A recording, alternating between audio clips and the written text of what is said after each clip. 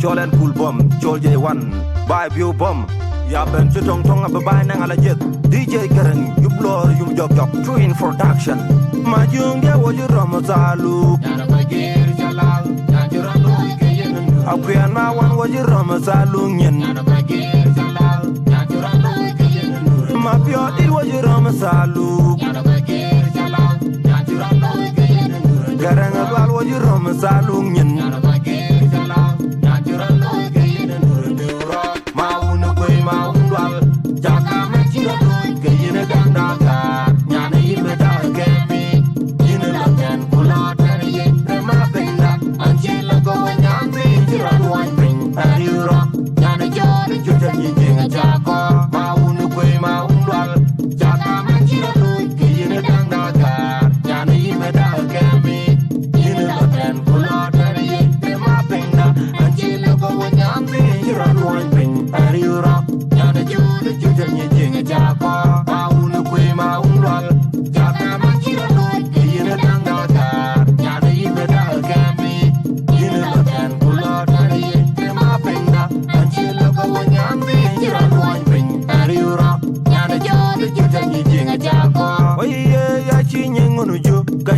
Dana to bil yene ka ring nyanti yul yene ka bet nyanti ri yene ka yul nyanti ya chi ngunu ju ka chi nam dana to bil yene ka ring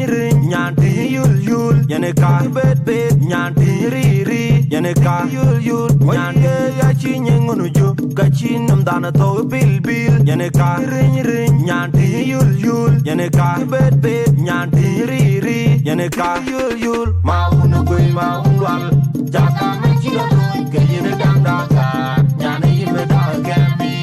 yine la ten kula tere ye rema benga anjila go nyambi jira loin ben ayura nyane jode jode ni jinga jako ma unu kwe ma unwal jaka me chiro ke yene danda ka nyane yime da kemi yine la ten kula tere ye rema benga anjila go nyambi jira loin ben ayura nyane jode jode ni jinga jako ma unu kwe ma unwal jaka me chiro ke yene danda ka nyane yime da kemi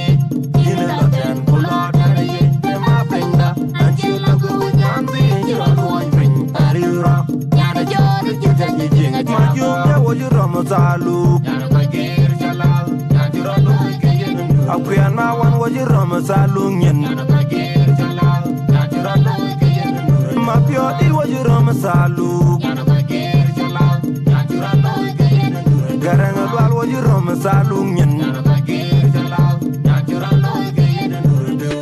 ma unu kwe ma undwal jaka ma chira loy ke yene danda ka nyane yime da kemi yine la ten kula tere ye rema benga anjila go nyambi jira loy ben ayura nyane jode jode ni jinga jako ma unu kwe ma undwal jaka ma chira loy ke yene danda ka nyane yime da kemi yine la ten kula tere ye rema benga anjila go nyambi jira loy ben ayura nyane jode jode ni jinga jako ma unu kwe ma undwal jaka ma chira loy ke yene danda ka nyane yime da kemi yine la ten kula tere ye rema benga anjila go nyambi jira loy ben ayura nyane jode jode ni jinga jako oye ya chi ngunu ju ka chi nam dana to bil yene ka ring nyanti yul yene ka bet nyanti ri yene ka yul nyanti ya chi ngunu ju ka chi nam dana to bil yene ka ring nyanti yul yene ka bet nyanti ri yene ka